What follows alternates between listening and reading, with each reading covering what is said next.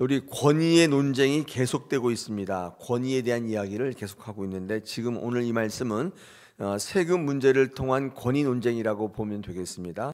자, 문제는 이겁니다. 가이사에게 세금을 바치는 게 옳으냐 옳지 않냐, 이렇게 이제 바리새인들, 서기관들, 대제사장들이 예수께 이 질문을 이제 한 것입니다. 근데 이 질문은 정말 궁금해서 한 질문이 아니라 예수님을 이제 곤란에 빠뜨리기 위해서 한 질문이라는 거 알고 계시죠? 만약 예수께서 세금을 바치는 게 옳다 이렇게 대답하면은 사람들은 예수님을 민족의 배반자 또는 신앙의 모순자로 몰아갈 겁니다. 이게 무슨 말이냐면 예수님은 사람들을, 성도들을 하나님의 나라의 백성으로 선포하시는데 가이사의 것을 가이사에게 바치라 이렇게 얘기하면은 마치 사람들이 로마에 굴복하는 자로 여기게 함으로 정치적으로는 뭐 문제는 없겠지만 종교적으로는 모순을 만들어 가지고, 그러면은 우리가 하나님의 나라의 사람이냐 백성이냐 로마의 백성이냐 이렇게 물어 가지고 모순되게 만들어서 하나님께서, 예수님께서 선포하셨던 하나님의 나라의 선포를 무색하게 만들 계략을 갖고 있는 거죠. 그래서 주님이 이후로 선포하실 하나님의 나라의 복음을 없애려고 하는 그런 계략이 있었습니다. 종교적으로는 굉장히 난처해지게 되는 것이죠. 이런 겁니다. 제가 설교할 때 하나님의 뜻대로 살아야 됩니다 이렇게 얘기해 놓고는 또 강단을 내려가서는 아유 삶에서 열심히 살아야죠 이렇게 얘기하면 성도들이 생각할 때 그러면 하나님의 나라의 백성으로 살아야 되는 거야, 뭐 세상에 내 형편대로 살아야 되는 거야, 뭐야, 이게 헷갈리게 종교적 모순을 이제 일으키는 거죠. 이게 선포하는 말씀과 현실이 충돌케 만들어가지고 예수 그리스도께서 말씀하시는 하나님의 나라에 대해서 무색하게 만드는 것이죠. 자, 그런데 한편으로는 세금을 바치는 게 옳지 않다 이렇게 얘기하면 이제 정치적으로 문제가 되는 거겠죠. 로마 정부에 대한 반역자로 고발될 수가 있습니다.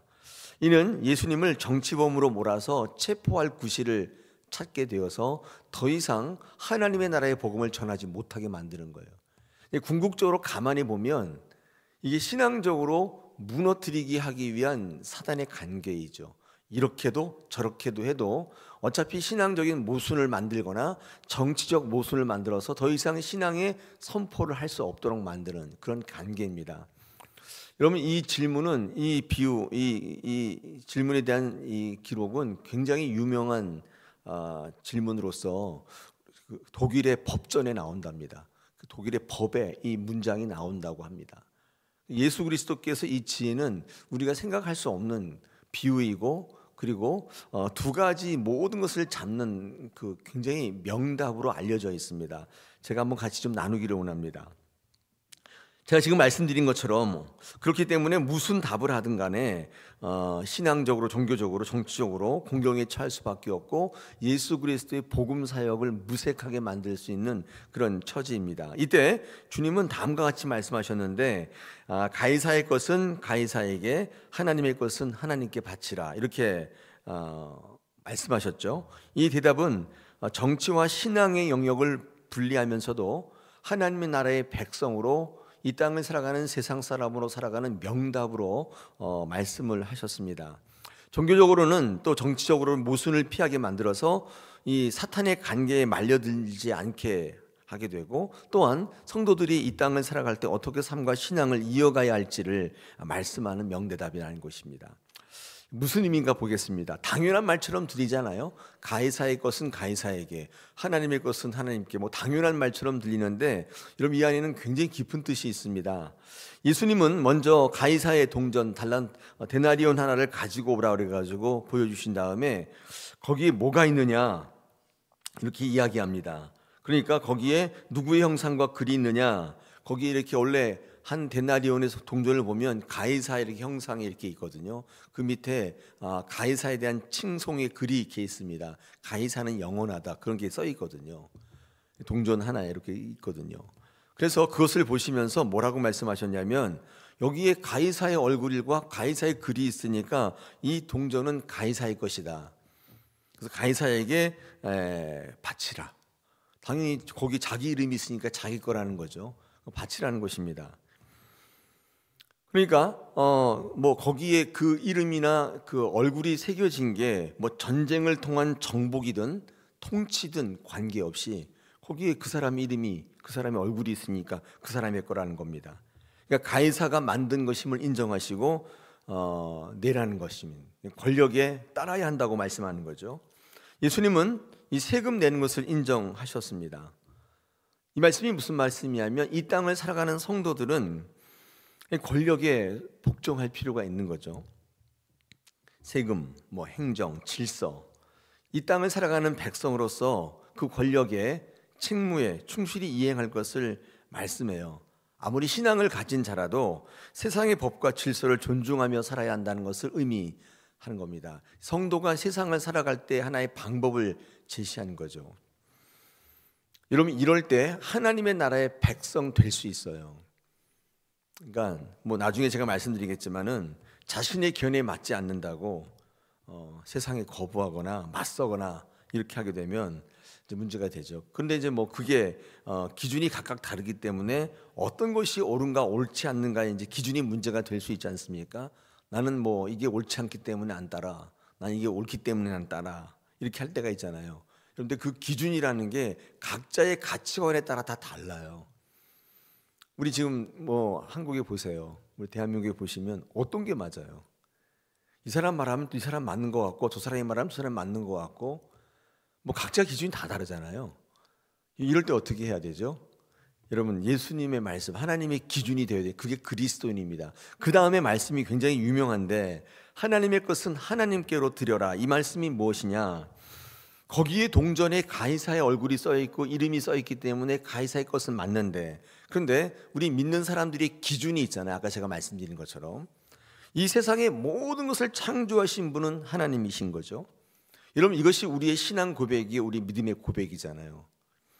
여러분, 그래서 맨 성경 앞에 창세기가 있는 거예요. 이 창세기는 우리의 신앙을 근본으로 하고 창세기를 비롯해서 하나님이 저를 비롯해서 모든 것을 창조하신 분, 우리의 근본, 우리의 시작과 끝이 하나님이라는 사실을 인정하지 않으면 신앙이 시작되지 않죠. 이 세상의 모든 것을 창조하시고 나의 생명조차도 만드신 분이 하나님이라는 사실, 이게 우리의 신앙 고백이에요. 여러분, 그런 신앙을 갖고 있는 분들은 따라서 물질도 만드신 분이 하나님이잖아요. 물질이 뭐 가이사의 거예요?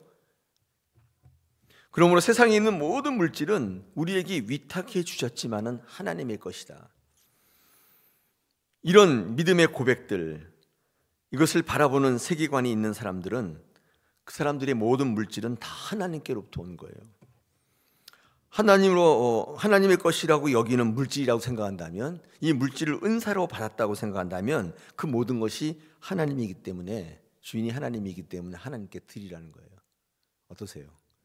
기가 막히죠. 두 가지 어느 것 하나를 부정하는 건 아니에요. 아까 제가 말씀드렸잖아요. 이 땅을 살아가는 성도들은 내 기준에 따라서 보기 시작하면 이 질문에 반드시 거쳐 넘어져요.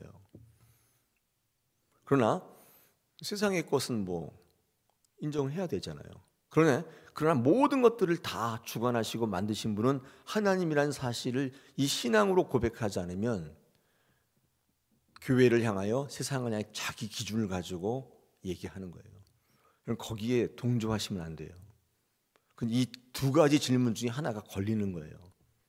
그런 신앙적 또는 세상적 모순에 빠져서 더 이상 하나님께서 말씀하시는 하나님의 나라의 백성으로 살아가기는 어렵다.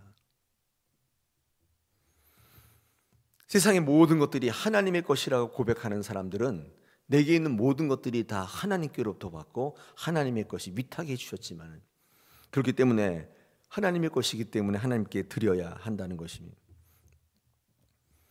돈에 새겨진 것이 가이사의 형상이라면 우리 믿음 안에 고백된 신앙인에게 새겨진 하나님의 형상은 하나님께 속했다는 것입니다. 예수님은 이 말씀을 통해 정치적 주권은 굉장히 제한적이고 상대적인 것에 비해 하나님의 주권은 절대적이며 궁극적인 것을 선언하신 것입니다. 우리 이 땅을 살아갈 때 이 땅이 우리의 삶의 터전이기 때문에 질서와 권위 속에 있어야 돼요. 그건 어쩔 수 없어요. 여러분, 교회 생활할 때 하나님 주신 질서와 권위가 있어요. 여러분, 이것을 무시하려고 하면 제가 단언하건대 그 사람은 하나님의 나라의 백성 될 수는 없어요. 이런 교회를 움직이는 질서와 권위가 있죠. 그렇지 않습니까? 다 기름 부어 세우시고 하나님께서 항존직을 세우시고 지도자로 세우시고, 근데 마치 가이사의 것은 가이사야, 나는 가이사 인정할 수 없어, 난 안 내, 이렇게 하면 어떻게 돼요? 정적으로 모순이 되기 때문에, 정적으로 고발이 되기 때문에 그 사람은 더 이상 하나님의 말씀을 전할 수 있는 입장에 설 수가 없어요. 예수님을 그렇게 관계에 빠뜨리려고 했다는 거예요. 왜냐하면 아무리 방해를 해도 예수님 말씀하시는 거 어쩔 수 없잖아요. 근데 그런 관계를 통해서 사람들 앞에 서지 못하게 만들고 더 이상 하나님 나라의 말씀을 전하지 못하게 만드는, 가이사에게 내지 마라 그러면 정적으로 이게 문제가 되잖아요.